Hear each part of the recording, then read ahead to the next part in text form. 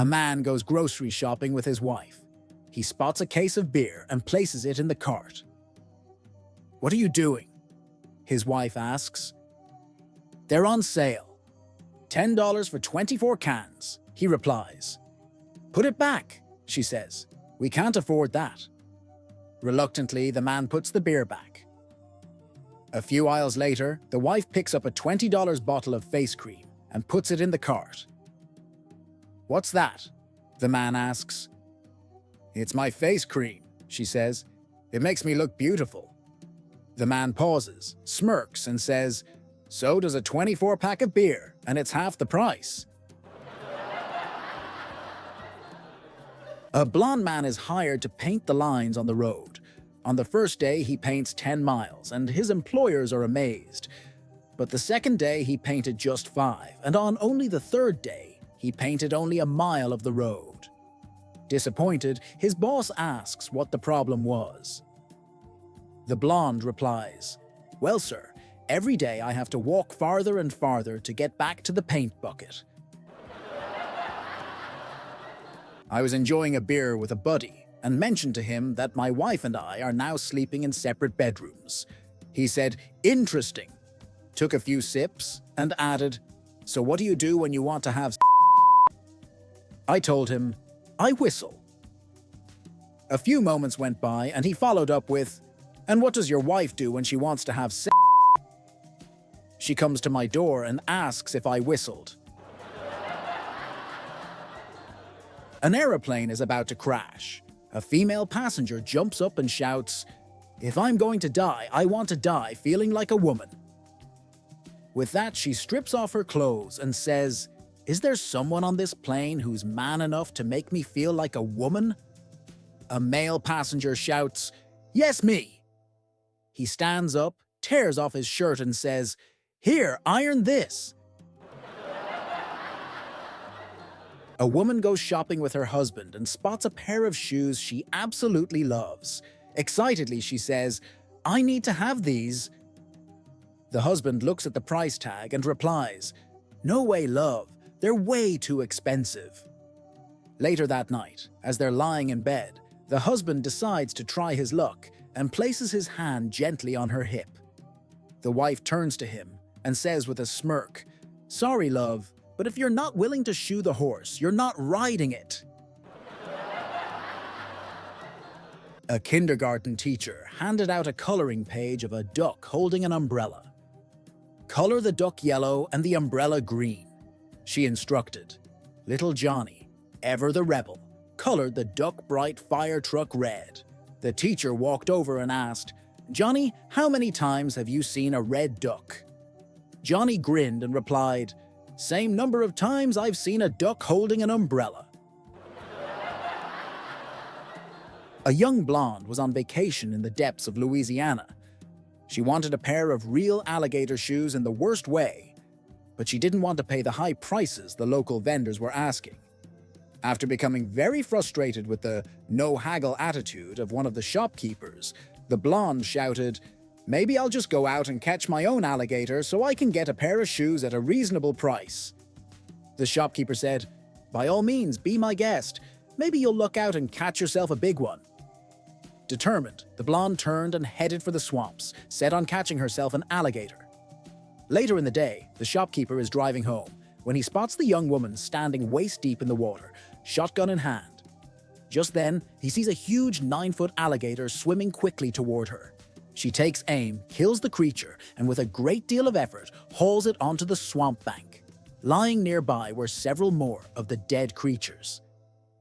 The shopkeeper watches, in amazement.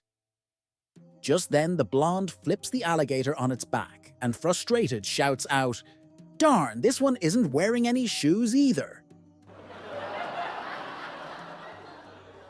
The mechanic asks the heart surgeon when he spotted a well-known heart surgeon in his shop. The surgeon was there waiting for the service manager to come take a look at his bike when the mechanic shouted across the garage, "Hey doc, can I ask you a question?" The surgeon, a bit surprised, walked over to where the mechanic was working on the motorcycle. The mechanic straightened up, wiped his hands on a rag, and asked, "So doc, look at this engine. I open its heart, take valves out, fix them, put them back in, and when I finish, it works just like new. So how come I get such a small salary and you get the really big bucks when you and I are doing basically the same work?" The surgeon paused, smiled, leaned over, and whispered to the mechanic, "Try doing it with the engine running." Eliza says to the other two, "You know, girls, my husband bought me the most wonderful jewelry for our anniversary. A lavish diamond necklace and some beautiful earrings." "How wonderful," Josephine says. Isabel responds, "That's nice, real nice." Josephine then says to the other two, "Well, my husband spared no expense for our anniversary. He took us on a beautiful trip to the Bahamas." "Amazing," responds Eliza. "That's nice, real nice," Isabel says. Eliza and Josephine look to Isabel. "What did your husband get you for your anniversary?" asks Eliza. "He bought me lessons in Southern etiquette classes," Isabel says. "Etiquette classes?" Eliza says. "What did you learn there?" asks Josephine. "Well," says Isabel, "I used to say, 'I don't give a rat's says.' But now I say, 'That's nice, real nice.'" Two tall trees, a birch and a beech, are growing in the woods. A small tree begins to grow between them, and the beech says to the birch, "Is that a son of a beech or a son of a birch?" The birch says he cannot tell, but just then a woodpecker lands on the sapling. The birch says, "Woodpecker, you are a tree expert. Can you tell if that is a son of a beech or a son of a birch?" The woodpecker takes a taste of the small tree and replies, "It is neither a son of a beech nor a son of a birch. It is, however, the best piece of ash I have ever poked my pecker into. Now wipe that smile off your face." In a quaint Italian village, an elderly gentleman named Antonio had run a small grocery store for decades. One day, a massive corporate supermarket opened right across the street from his beloved shop. The supermarket put up bold signs advertising their low prices, including one that read, "Butter, €10." In response, Antonio scribbled a sign and placed it in his window. "Butter, €9." The next day, the supermarket countered with a new sign, "Butter, €8." Not to be outdone, Antonio updated his sign the following morning, "Butter, €7." This price war continued for several days until one of Antonio's loyal customers, shaking their head in concern, said, "Signore Antonio, how can you keep up with these prices? The supermarket has the resources to undercut you, but your little shop can't possibly compete." Antonio leaned in with a sly grin and whispered, My friend, I don't even sell butter." A man walks into the front door of a bar. He is obviously drunk and staggers up to the bar, seats himself on a stool, and with a belch, asks the bartender for a drink. The bartender politely informs the man that it appears he has already had plenty to drink. He could not be served additional liquor at this bar. And could a cab be called for him? The drunk is briefly surprised, then softly scoffs, grumbles, climbs down off of the stool, and staggers out the front door. A few minutes later, the same drunk stumbles in the side door of the same bar. He wobbles up to the bar and hollers for a drink. The bartender comes over and, still politely, but more firmly, refuses to serve the man due to his inebriation, and again offers to call a cab. The drunk looks at the bartender for a moment angrily, curses, and shows himself out the side door, all the while grumbling and shaking his head. A few minutes later, the same drunk bursts in through the back door of the bar. He plops himself down on a bar stool, gathers his wits, and belligerently orders a drink. The bartender comes over and emphatically reminds the man that he is clearly drunk, will not be served a drink, and either a cab or the police will be called immediately. The surprised drunk looks at the bartender and in hopeless anguish cries, "Man, how many bars do you work at?" This is the letter that the man wrote to his wife. "Dear wife, I'm writing you this letter to tell you that I'm leaving you forever. I've been a good man to you for 7 years, and I have nothing to show for it. These last 2 weeks have been hell. Your boss called to tell me that you quit your job today, and that was the last straw advertisement. Last week, you came home and didn't even notice I had a new haircut, cooked your favorite meal, and even wore a brand new pair of silk boxers. You ate in 2 minutes and went straight to sleep after watching all of your soaps. You don't tell me you love me anymore. You don't want sex or anything that connects us as husband and wife. Either you're cheating on me or you don't love me anymore. Whatever the case, I'm gone. Your ex-husband, P.S. Don't try to find me. Your sister and I are moving away to West Virginia together. Have a great life. Response from wife. Dear ex-husband, nothing has made my day more than receiving your letter. It's true. You and I have been married for 7 years. Although a good man is a far cry from what you've been. I watch my soaps so much because they drown out your constant whining and griping. Too bad that doesn't work. I did notice when you got a haircut last week, but the first thing that came to mind was, you look just like a girl. Since my mother raised me not to say anything if you can't say something nice, I didn't comment. And when you cooked my favorite meal, you must have gotten me confused with my sister because I stopped eating pork 7 years ago. About those new silk boxers. I turned away from you because the $49.99 price tag was still on them, and I prayed it was a coincidence that my sister had just borrowed $50 from me that morning. After all of this, I still loved you and felt we could work it out. So when I hit the lottery for $10 million, I quit my job and bought us 2 tickets to Jamaica. But when I got home, you were gone. Everything happens for a reason. I guess I hope you have the fulfilling life you always wanted. My lawyer said that the letter you wrote ensures you won't get a dime from me, so take care. Signed, your ex-wife, rich as free. A Sunday school teacher was giving her class the assignment for the next week. Next Sunday, she said, we're going to talk about liars, and in preparation for our lesson, I want you all to read the 17th chapter of Mark. The following week, at the beginning of the class meeting, the teacher said, now then, all of you who have prepared for the lesson by reading the 17th chapter of Mark, please step to the front of the room. About half the class rose and came forward. The rest of you may leave, said the teacher. These students are the ones I want to talk to. There is no 17th chapter in the book of Mark. The first grade teacher was beginning a new lesson on multi-syllable words. She decided to ask the children for examples of words with more than one syllable. Jane, do you know any multi-syllable words? After a moment of thought, Jane proudly responded, Monday. Great, Jane, that's 2 syllables. Monday. Does anyone know another word? I do. Me? Me, exclaimed Johnny. Knowing Johnny's tendency for humor, she decided to call on Mike instead. Okay, Mike, what's your word? Saturday, Mike answered confidently. Great, that's 3 syllables. Not wanting to be outdone, Johnny chimed in. I know a 4-syllable word, pick me. Hoping Johnny wouldn't go too far, the teacher hesitated, then reluctantly agreed. All right, Johnny, what's your 4-syllable word? Johnny grinned and proudly said, Masturbation. The teacher, shocked, tried to maintain her composure and said, Well, Johnny, that's certainly a mouthful.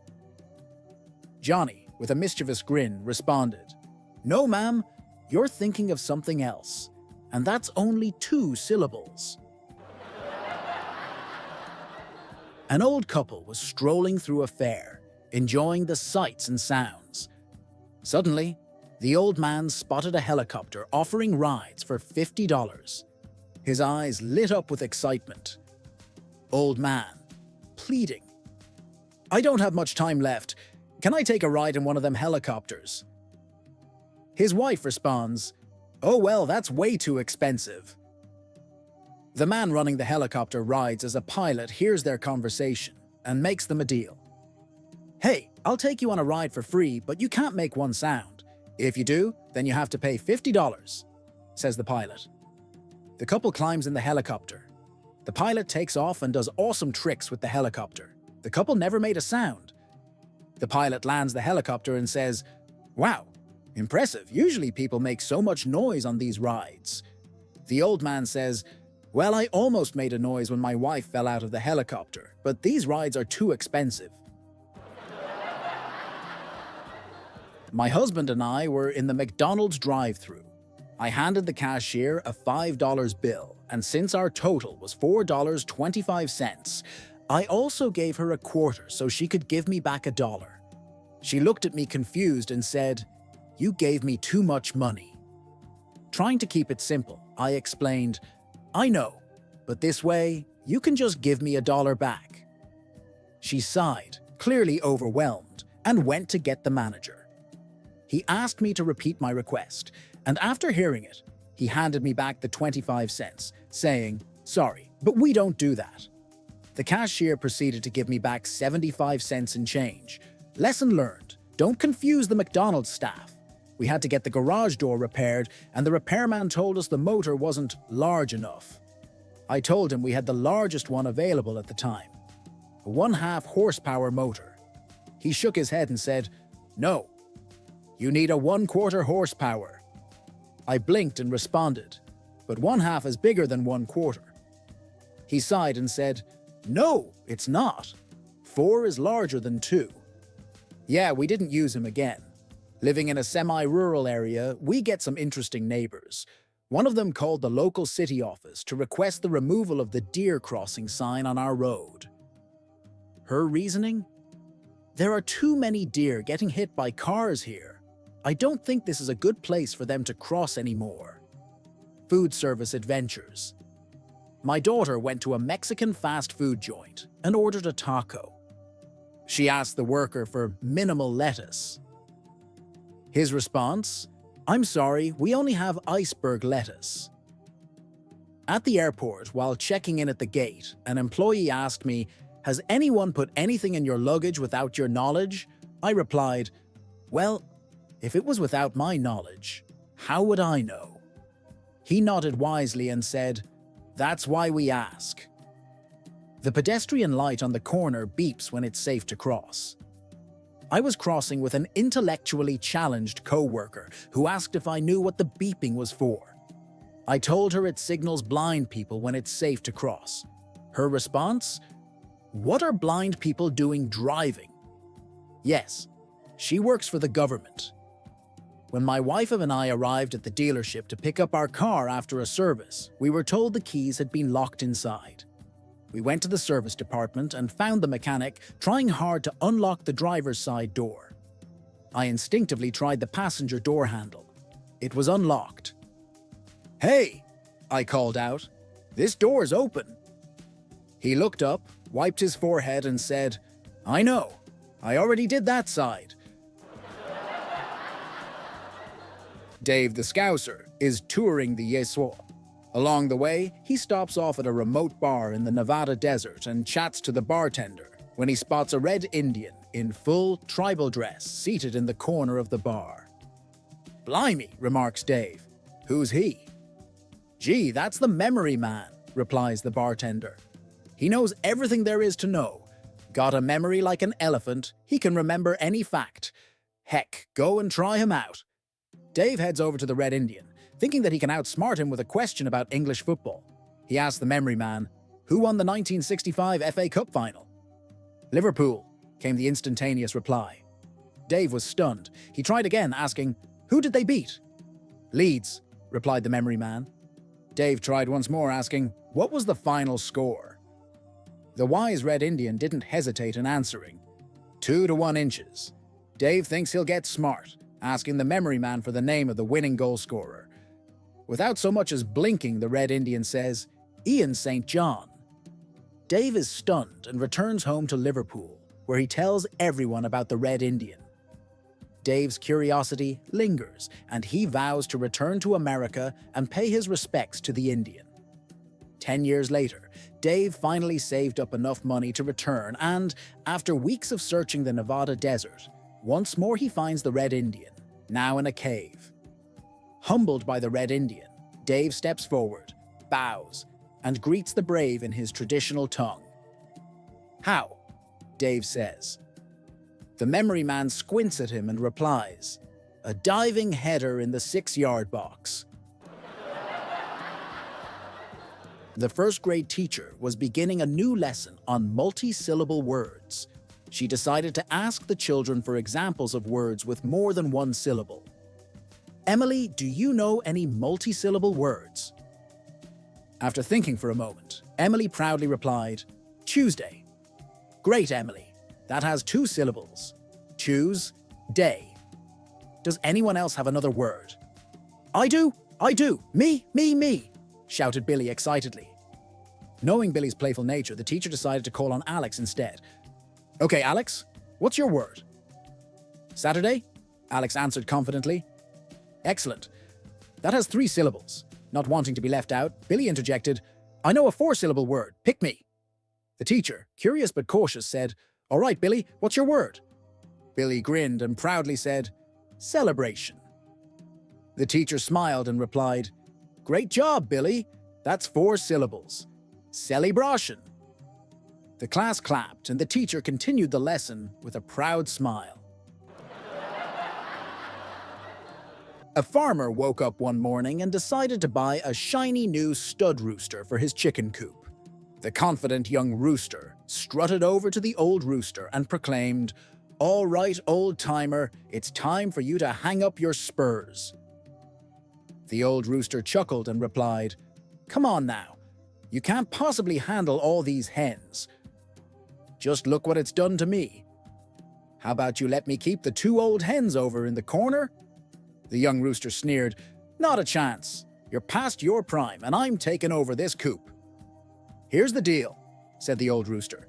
"Let's race around the farmhouse. The winner gets exclusive rights to the whole chicken coop." The young rooster laughed. "You're kidding, right? You don't stand a chance, but I'll be nice and give you a head start." With that, the old rooster took off running. About 15 seconds later, the young rooster sprang into action, quickly closing the gap. As they rounded the front porch, the young rooster was just 5 feet behind the old one and gaining fast. Meanwhile, the farmer was lounging on the porch, enjoying his morning coffee when he saw the roosters sprinting by. He grabbed his shotgun and boom! The young rooster exploded in a shower of feathers. The farmer shook his head sadly and said, "Darn it, that's the 3rd rooster I've bought this month." I've been teaching for around 15 years now. I have 2 kids of my own, but the best birth story I've ever heard actually happened in my own 2nd grade classroom a few years ago. I've always loved show and tell, so I make sure to include it in my class. It helps the kids get over any shyness and gives them a chance to share something they're excited about. Most of the time, it's pretty standard stuff. Pet turtles, model airplanes, a picture of a fish they caught. I never put any restrictions on what they bring in. As long as they can carry it and talk about it, they're good to go. One day, Erica, a bright, outgoing girl, took her turn. She waddled up to the front with a pillow stuffed under her sweater, holding a photo of a newborn. "This is Luke, my baby brother," she announced. "And I'm going to tell you all about his birthday." She began by explaining. First, Mom and Dad made him as a symbol of their love. Then Dad put a seed in Mom's tummy, and Luke grew in there. He ate through an umbrella cord for 9 months. At this point, she was standing with her hands on her belly, and I was doing my best to keep a straight face. The other kids were completely captivated. Then, about 2 Saturdays ago, she continued, my mom started going, "Oh, oh, oh, oh." She put her hand on her back, waddling back and forth, groaning. She walked around the house like that for an hour. "Oh, oh, oh." By now, Erica was doing a hilarious duck walk, and I wished I had my camcorder. "My dad called the middle wife," she explained, "who delivers babies but doesn't have a car sign like Domino's." She demonstrated how they got her mom into bed. Then Pop. Mom had a bag of water in there in case he got thirsty, and it just exploded all over. She spread her legs and mimed water spraying everywhere, and I was trying not to lose it. The middle wife kept saying, "Push, push, and breathe, breathe," she went on. They started counting, but they never got past 10. And then, out came my brother. He was covered in yucky stuff they said was from Mom's play center. I guess there were a lot of toys in there. Then the middle wife spanked him for crawling up in there in the first place. With a big theatrical bow, Erica returned to her seat, and I'm sure I applauded the loudest. Since that day, whenever it's show and tell time, I always bring my camcorder, just in case another middle wife story comes along.